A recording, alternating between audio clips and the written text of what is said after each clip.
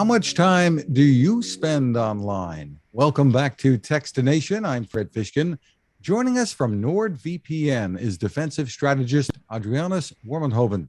Hi, Adrianus. Hello. How are you? Great. Well, NordVPN is a cybersecurity company. Give us a little more background about what you do.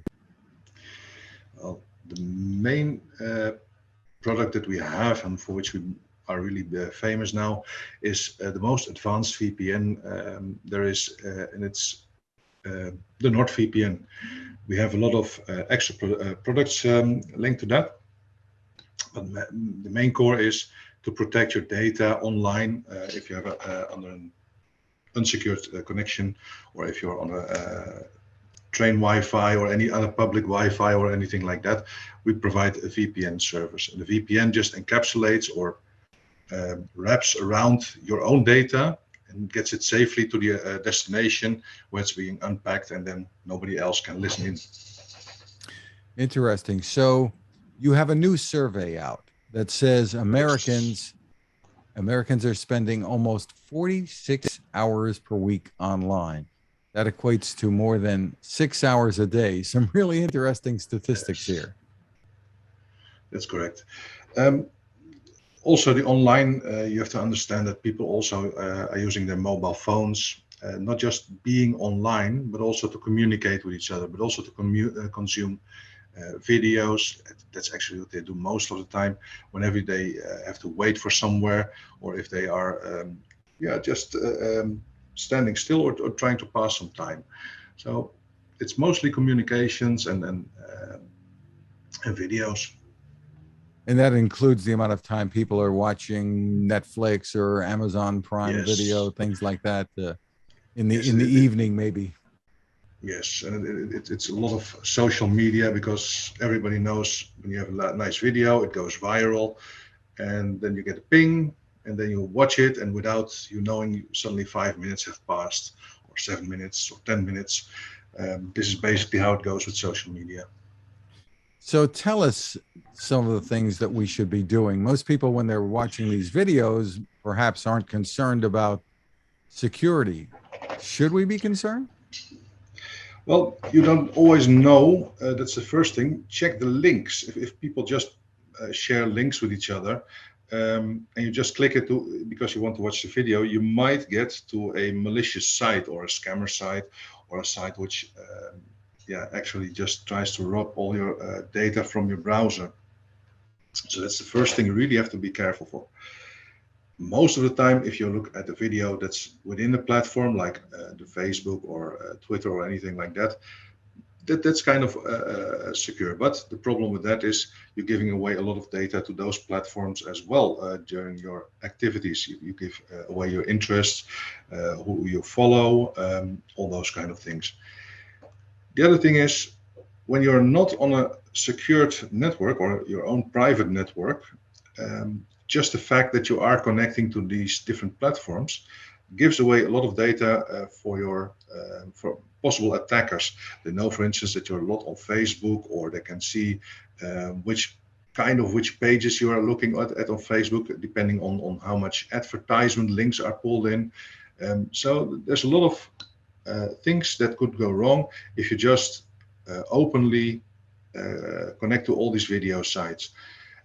There's also another couple of things. If you are using a site that has credentials like a login and password, make sure it's a safe one, and also have a strong password, two-factor authentication, those kind of things that should be basics nowadays. Just as you learn how to navigate the traffic, everyday life, we should learn how to navigate the internet traffic as everyday life as well. Now, is the problems, I assume, are getting worse, and the bad guys get smarter all the time. So yes, what should we know about using a VPN? Is it an expensive thing to do? Are there downsides that certain sites might not let you use them, or things like that? There's let's start with the pricing first. Obviously, there are some free VPNs that are available.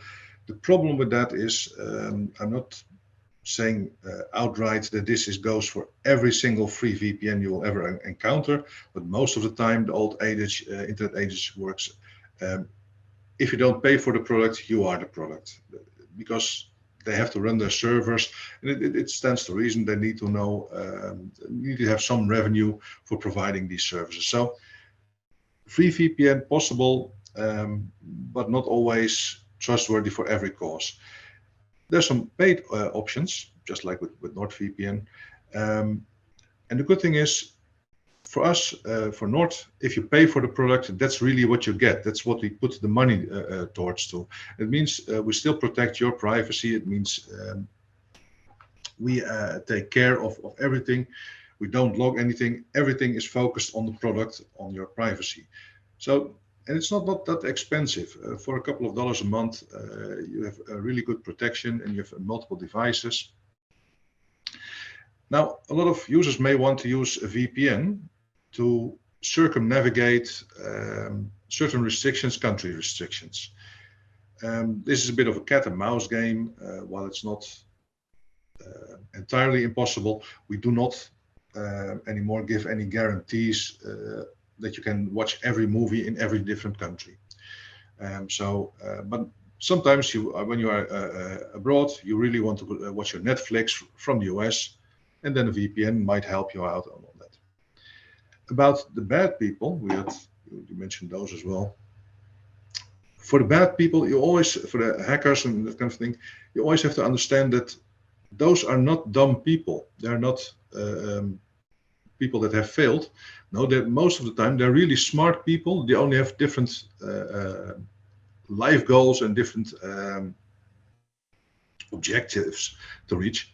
So you have to understand that if you are not really nice and cleaning up after you online, these are the people that will use those crumbs online, and they will get you, and they will find your social security, your address. They will find out if you're at home or not, and then it might be for a break-in. But also all other kind of things can happen if you're not being careful out there. Things like a VPN, a password manager, those kind of things really help strengthen your security online, but also they take care that you don't leave too many clues or details behind where you didn't want to have them.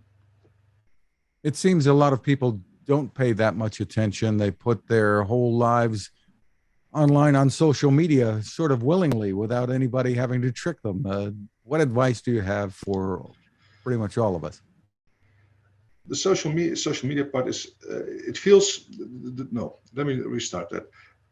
The problem with social media is that it feels like you're having a conversation in your own living room. So a lot of confidential things, a lot of private things are being discussed.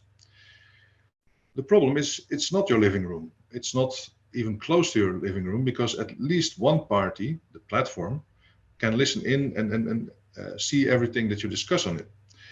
But also, if you're not careful with your social media settings, or if one of your connections social media settings is not really up to scratch, it means that criminals and other parties, they can also see what you do on social media. They can also see what your children are doing, to which school they're going. There's so much information which, if you think about it, should really, as a parent at least, creep you out. And as any other citizen, it should at least give you some worry about what's all online about yourself. So for people who have the viewpoint that, well, everything is shared today, there's nothing I can do about it. You've got all this, you've got my credit cards, you've got everything. You're saying there are things we can do. Yes, for that, it really is important to understand the difference between privacy and secrecy. Privacy means you are in control of what you want to share about your personality online. If you don't want to share anything just because you wear blue socks today, that's fine, because it's your reason, it's privacy. Secrecy is when you really want to hide something. And hiding has the connotation that the other party has a right to actually know what you're hiding, or at least they know about it. So when you were doing things online, you should understand that whenever you share something, It means you are willingly giving up that information. Um, and if you want to share it with somebody in a secure way, then you're going to encrypt it. And that's hiding, actually. You're protecting your data from somebody else. And if you go on with privacy, some people might say, I have nothing to hide. Well, you are free to share everything. But the narrative is always that you should be in control of what you share. You should willingly and understandingly share your information and not be forced to have it handed over and say, I want to protect X or Y or Z. You should not be, try to protect everything after the fact. You should always say, this is what I want to share and nothing more than that. And that should be the end of the story. Now, this is vacation season. A lot of people are back to traveling. That means sometimes using hotspots out there and things, and Wi-Fi in a lot of public places or hotels. Yes, and there's a couple of things we should take care of with the vacation season. First, when we're online in vacation areas, use a VPN. You might trust the hotel, but you may not know what kind of system administrator is behind it. They might be bribed, they might be hacked. You do not know anything about the infrastructure that you're going to connect to on your vacation. So at least, really as a basic measure, use a VPN to have a secure communications to the internet. Not because you want to hide something, but just because you want to secure something. Another thing that's important is don't give away too much about your location. If you film if you make a picture of your hotel room, and then an hour later, with a number, an hour later you make a picture of yourself doing a bus ride, then everybody knows you are not in your hotel room at the moment. Those are also things you should take care of.